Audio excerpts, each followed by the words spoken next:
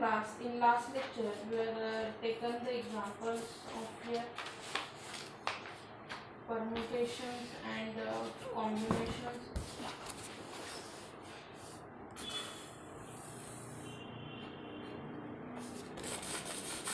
We will see what is the here permutation, what is the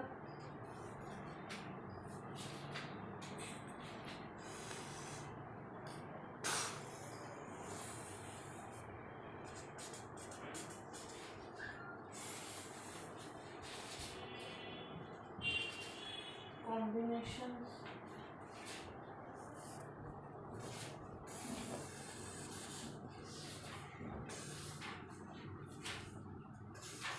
Okay, sorry, we complete our chapter matrices and determinant and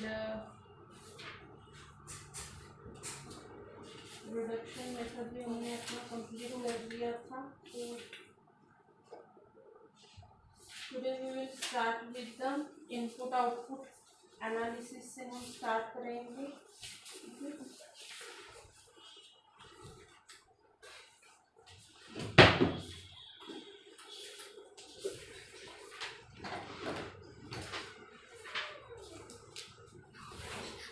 so input output analysis.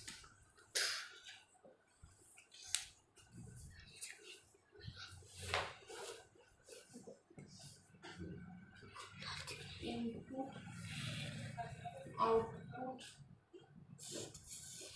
Analysis ये आपका chapter number 8. Okay, chapter number 8 है input output analysis. Input output analysis क्या है? It is an analysis at national level of inter-industry relation of the network of intermediate products passing from one industry to another as well as final product to consumer. आपको ये definition याद रखनी है. इसके assumptions क्या क्या रहते हैं कि entire economy divided into the number of interrelated sector of the industry. economy क्या रहती है आपकी interrelated industry पे depend रहती है. Each industry give only one commodity as its output. हर एक इंडस्ट्री का क्या रहता है? एक ही कुछ ना कुछ आउटपुट रहता है. No two industry give the same commodity as their output. क्या रहता है? कोई भी दो इंडस्ट्री क्या नहीं करती है? सेम कमोडिटी को उसके आउटपुट के तौर पे नहीं देती है. To produce its output, each industry uses the output of all industry as the input for itself. Quantity of output needed from all the industry as the input and directly proportional to the output produced. Okay. The estimate of final demand by the consumer for each commodity is known. क्या रहता है? जो भी estimate रहता है वो भी क्या रहता है? known रहता है उसका. Okay. तो हर एक इसका जो ट्रांजेक्शन मैट्रिक्स ये होता है ना, ट्रांजेक्शन मैट्रिक्स हर एक इंडस्ट्री का अपना अपना अलग रहता है.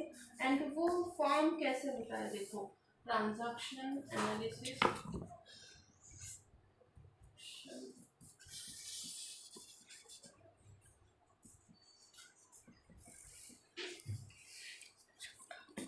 तो वो मैट्रिक्स कैसे रहता है वो हम पहले देखते हैं. एक तो आपकी यहाँ पे सपोज कुछ भी इंडस्ट्री है जिसका हम यहाँ पे नाम नहीं लिखते. ठीक है, थोड़ा सा बड़ा करना है हमें. ये इंडस्ट्री है, ये उसका आउटपुट कंज्यूम्ड बाय इंडस्ट्री.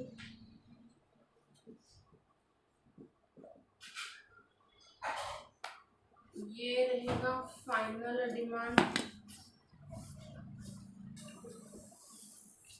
ये है उसका total output. Okay,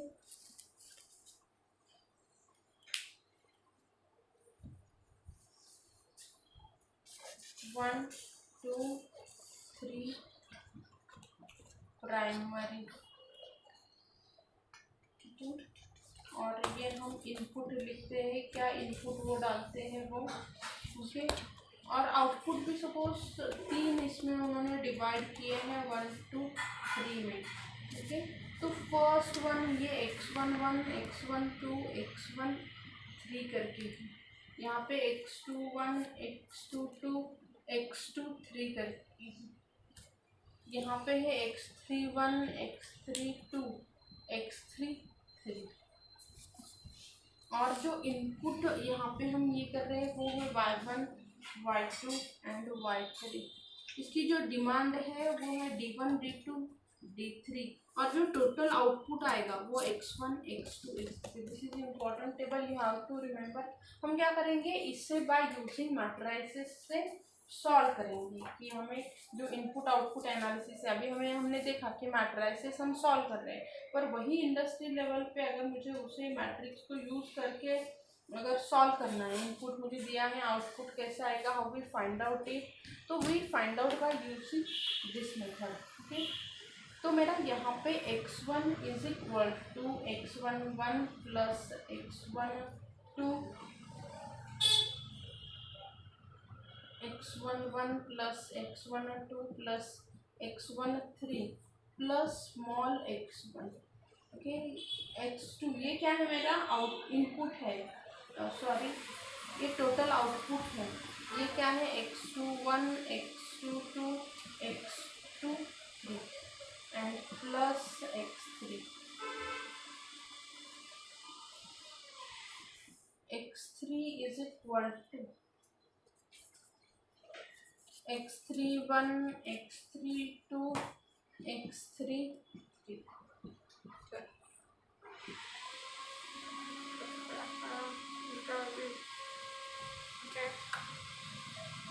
x11 x12 x13 x21 x22 x23 x31 x32 x33। ठीक है, ये जो मैट्रिक्स है इसे कहते हैं ट्रांजैक्शन मैट्रिक्स।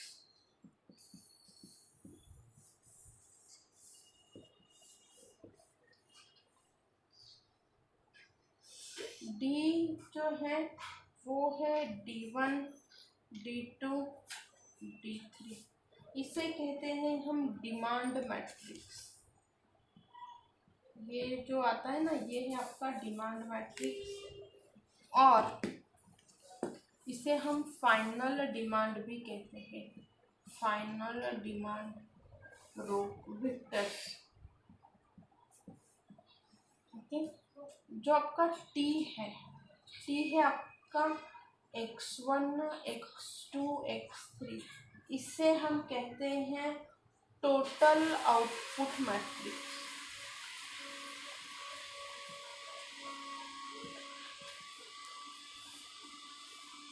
और जो I है y1 y2 y3, इसे हम कहते हैं इनपुट मैट्रिक्स, इसे हम कहते हैं इनपुट मैट्रिक्स। आपको ये सभी चीज़ें याद रखनी हैं। मैट्रिक्स ये सभी फिलिंग द ब्लैंक्स के लिए है। अभी हमें एग्ज़ाम लेंगे तो एग्ज़ाम में you have to know what is transaction matrix, demand matrix, आपका total output matrix, input matrix, you have to know each and every.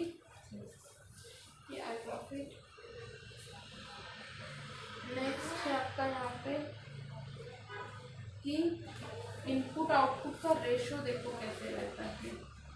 XRS is equal to ARS into XS,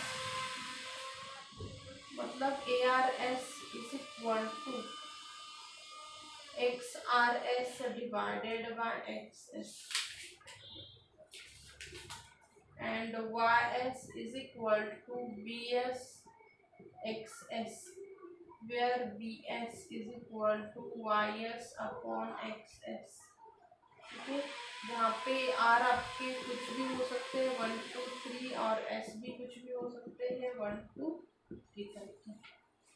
मतलब आपका यहाँ पे अगर मैं x12 लिखूँ तो उसका ऐसे आ जाएगा A12 x2, x22 लिखूँ तो उसका आ जाएगा A22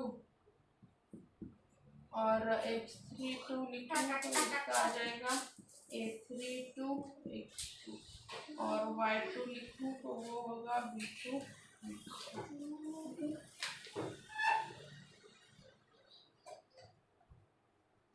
ये आप अच्छे से याद करोगे। आगे हम इम्पोर्टेंट फॉर्मूला लेने वाले हैं कि matrix of input coefficient, matrix of input coefficient. Matrix of input coefficient क्या रहेगा? अगर आपका ए मैट्रिक्स है, यहाँ पे a11 निकालना है तो a11 ऑब्वियसली क्या है आपका x11 divided by x1, a12 क्या है आपका x12 divided by x1 sorry x2 and a13 क्या है आपका x13 divided by x3। What is a21? x21 divided by x1। a23 क्या है आपका x22 divided by x2 and a23 क्या है आपका x23 divided by x3। a31 x31 divided by x1। a32 क्या है x32 divided by x2। a3 क्या है आपका x33 डिवाइडेड बाय x।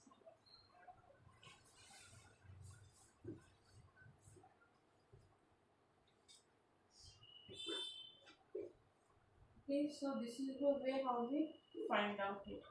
यहाँ पे आपका जो टोटल आउटपुट रहता है, फॉर्मूला आपको याद रखना है क्योंकि हमें फॉर्मूला बहुत ज़्यादा इम्पोर्टेंट है। तो पेपर जो है वो अभी फिलिंग द ब्लैंक्स का रहेगा, तो फिलिंग द ब्लैंक्स के लिए आपको ये सभी चीज़ें क्या करनी है, याद रखनी है। y is equal to b1x2 plus b2x2 plus b3x3। So y is equal to bx। ये चीज़ें आपको याद रखनी है। एक एग्जांपल देते हैं हम इस पे, सो आपको कंसेप्ट अच्छे से समझ में आ जाए। देखो आपका पेपर जो है वो अभी फिलिंग द ब्लैंक्स पे रहेगा, तो हम फोकस उसी के इस पे ज़्यादा करेंगे कि फिलिंग द ब्लैंक्स के लिए how we take the example.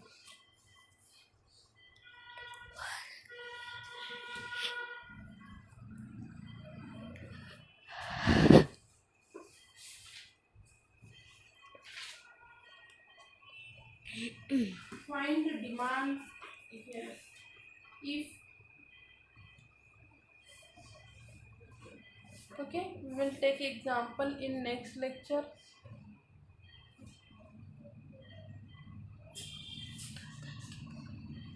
Okay, thank you.